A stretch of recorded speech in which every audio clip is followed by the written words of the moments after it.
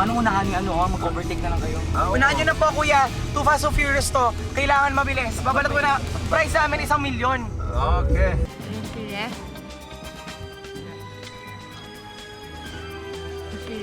Kamali na naman kami.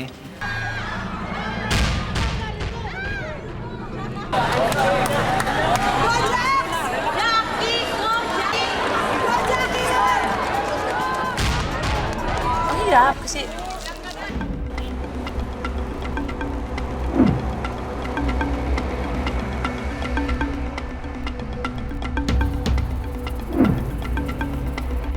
Okay! Challengers, alam ko napaka-emosyonal ang Would You Believe isang araw pa lang ang nakalilipas. Mula na nagsimula tayo sa unang leg sa Metro Manila. Alam ko na maraming mga emosyon, mga tempers, alam ko maraming mga issue na dapat i-address. So ngayon, here's what we're gonna do. We're gonna level the playing ground. All of you worked really hard yesterday to make it as the top 5 in this leg. Dito sa Cebu leg natin, kailangan nakakadena ang inyong mga legs. Bago tayo magsimula, I will give you 2 minutes para bawas yung mga gamit dyan para mas magaan for the next leg of our trip. Think twice. Alisin ang mga pabigat. I junked my whole bag. Nagigilty na ako na, dalawang t-shirt na ba to? pabigat na ako kay Gigi. So, sabi ko, kay Ber kung magpapalit ng damit or ano, wala akong dinala. Go! Good luck! And let the race begin! Hanapin ang lugar dito sa Cebu kung saan nagtagisan ng tapang ang pwersa ni Magellan nagtapos. Sinasabi niya rin yung lugar kung saan namatay ang labanan ni Magellan. Pagdating dito ay paunang ubusin ang nakanda pagkain para sa inyo. Yung isang mahalagang paalala, bawal uminom ng tubig habang kinakain ito at bawal sayangin. Go! 1, 2, 1, 2, 1, 2, 1, 2, 1, 2, 1. Mahirap. Nahiiwan ka? 1. Go, go!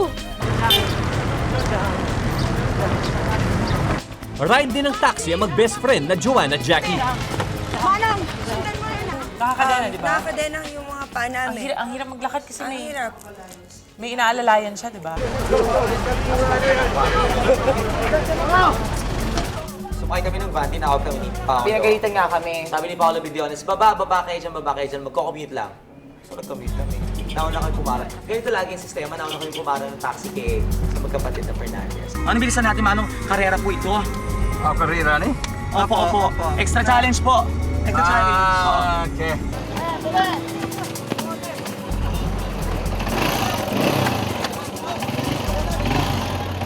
So namin, ang hirap naman nito.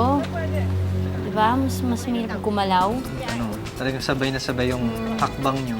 Kasi isang maling hakbang lang. Ano na, gulo-gulo na eh. Diba naglalakad kami, nag-holding Nagbibilang. hands. Oo, tsaka nagbibilang kami. Baliktad tayo, Mactan Shrine. Kuya, Mactan Shrine, hataw! Alam ko siya. Alam ko yung Mactan Shrine. Hindi naman ako palagi sa Cebu, pero kung history major ka, alam mo kung saan. Alam mo may shrine. Sundan niyo yung taxi. Sundan mo yung taxi yun. Mabilis na mabilis, Manong. Kuya, kuha naman naman si Manong. Alam niyo po yun, Mactan Shrine? Hindi niyo alam? Pero alam niyo papuntang Shangri-La? Okay. Malapit na po tayo. Oo, lapit na. Manong, baka pwede po 16 lang bayad namin. 16 na lang po yung pera namin eh. Sige na po noon, please. Malayo si malayo niya. Pag wala. Basta stop natin siya sa 80, Manong. Oo, ito lang yan. Sige po. Paano unahan ni mag-overtake na lang kayo? Unahan nyo na po, kuya. Too Fast so Furious to. Kailangan mabilis. Babalat ko na. Price namin 1 milyon. Okay.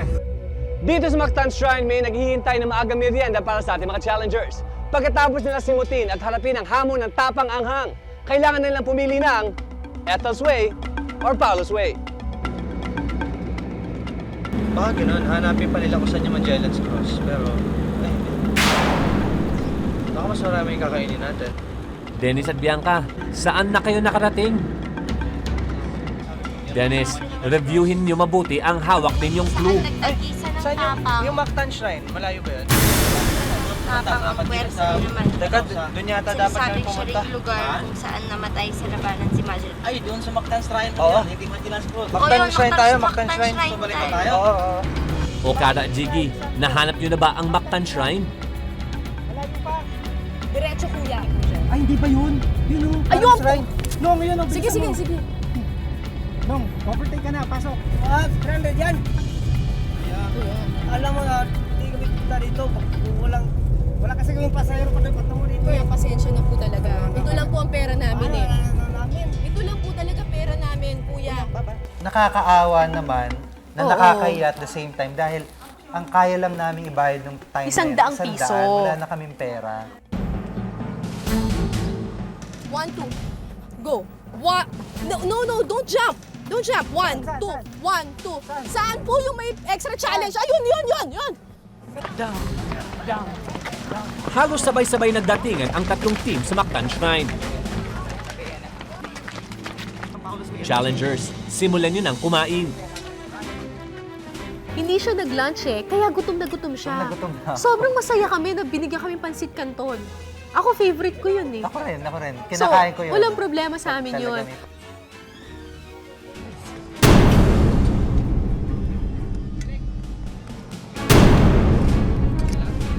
Ako lang yata umubos ah. Hiwain ko. Pag mo hiwain, kumain ka. Oo nga naman, IC. Kumain ka rin. Ito yung technique ko eh. So, Nagvavomit tinitinidor ko. Tapos, hanggang sa maliliit para madali na lang muyain. Pag mo hiwain. Para mas maliit.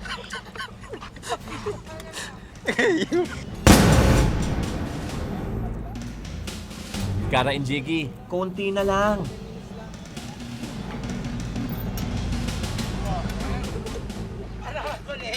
Kahit saan, palaban talaga ang ating hot mamas. Joanne, ba't pala yung tingin mo kila Jiggy?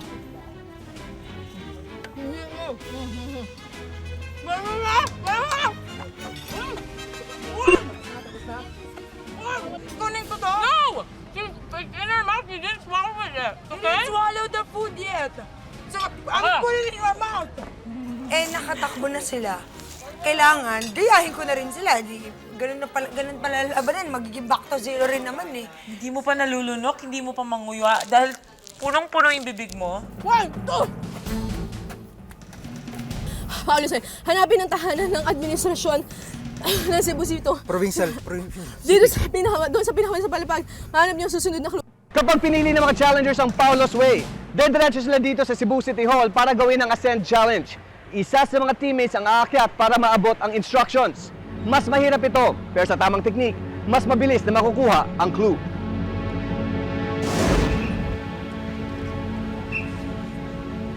Tapusin nyo na yan at kunin na ang next clue.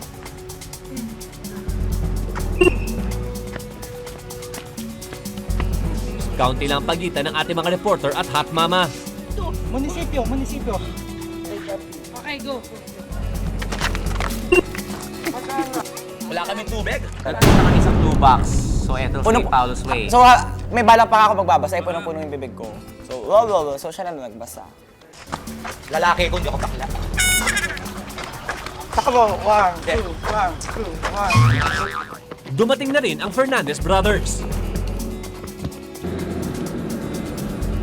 Team Mulawin, saan kayo dinala ng pakpak nyo? Favorite ko to, man. Lamon lang, kamay. Kinakamay lang namin. Pinapasok sa mga... Mahilig ako sa manghang. Saka nakakatulong sa metabolism yun.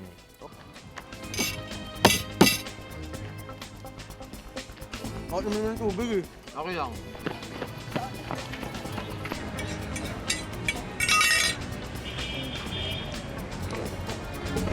Paano kung kaya nyo ah? Hinaan nyo mga lahat ng mga dadahanin natin. Pakigawa lang manong tang na loob. Bilisan nyo magkapatid dahil nauna na ang mga kasabay nyo.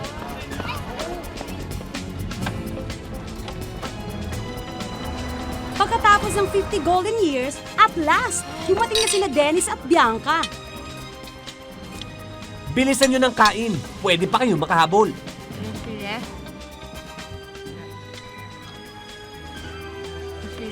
Kamali na naman kami. Kami na yung pinakakulelat kasi pabalik kami sa Mactan Shrine. Papunta pa lang kami doon. Yung mga ibang challengers, pabalik na doon sa susunod. So, wala na. Sobrang hopeless. Huwag kayong mawala ng pag-asa. Pwede pa kayong manguna. Dikitan na naman ang laban ng ating mga kapusong reporter at ng dalawang palaban. Ay, di na. Paagi lang, mamaya na. Pasok na, pasok! Ay, di na. Paagi lang, mamaya na. Pasok na, pasok! Hindi naman dapat na kami magmadali kasi, 'di ba, ang mission mo lang naman wag ma-eliminate. Pero yun nga natatakot kami na mahabol kami dahil sa strength namin mahina kami. Pasok daw! Ganun na? Gusto mo ganun na? Sabi nyo sa truck, pasok! Rinig mo si Karen nagsumisigaw? Oo, sabi nyo dun sa truck. Sige ba, sandali lang manok, pasok! Taas ko pilay ko pagod ako. Hanggat makakasingit, hanggat makakagawa ng paraan, gagawa ka ng paraan. Nakakatakot. Pero ang problema nga lang, lahat ng ginagawa namin paraan, sila yung nakikinabang. Dahil gumagawa kami ng sariling daan, Bubuntot lang sila. Okay lang din. Kasi sabi namin sa loob din ng van, ano ba yan? Lagi na lang tayo nag-iuna. So, Sundan na lang sundan natin. na natin sila. Sila magpakahirap kung saan tayo pupunta, Manong. Sundan mo lang. Kara! Hi! Hi! Kumusta? Pwede magtanong? Sa papunta City Hall? Naaalala mo ba yung motorsiklo sa Boracay? Hindi ba parang ganito rin ang nangyari sa atin? Hindi kami nagsasaling puwersa! Gusto nyo pag-drive ko kayo? Ha? Gusto nyo pag-drive ko kayo? Pwede, para magsaling puwersa ka na dito, halika. Lalo, pang-asad Wala, pang-asar. Ba man, sabihin niya, nanggagaya kami kung saan pupunta. At least dun sa clue, malinaw, hindi naman nakalagay dun na punta ka ng City Hall. Basta, we'll fight until the end. Yung mga van na nauuna, Akala namin sila. oo, sabi ni Manong, bigla kami kumaliwa. Sabi ko, Manong, saan kayo pupunta? Gusto niyo bang mauna? Oo. So dumaan sila sa highway, extra mega traffic. Kami, pagdating namin, kami nauna doon sa City Hall.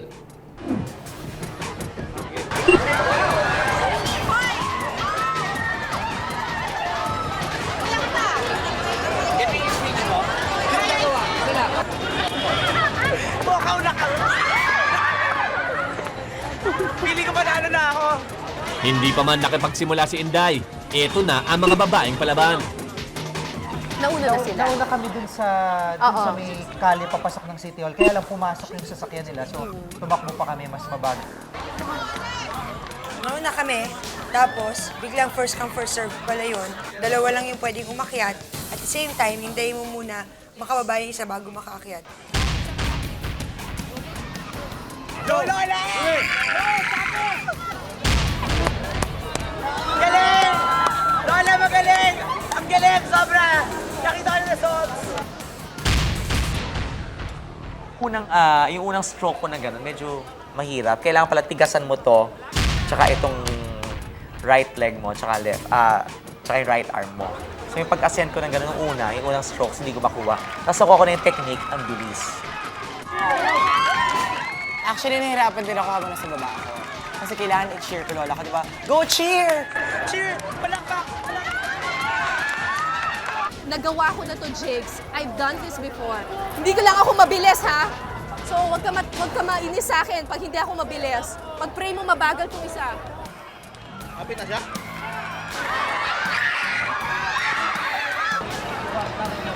Mabilis na natapos ni Inday ang challenge.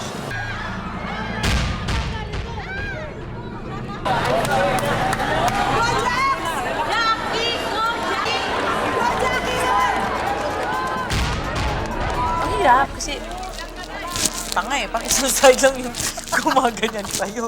Di ba? Ito yung paa mo. Ito yung braso mo. So, sabi na isang kamay lang. Or ito lang ihawak mo. Excuse me, 1, 2. Excuse me!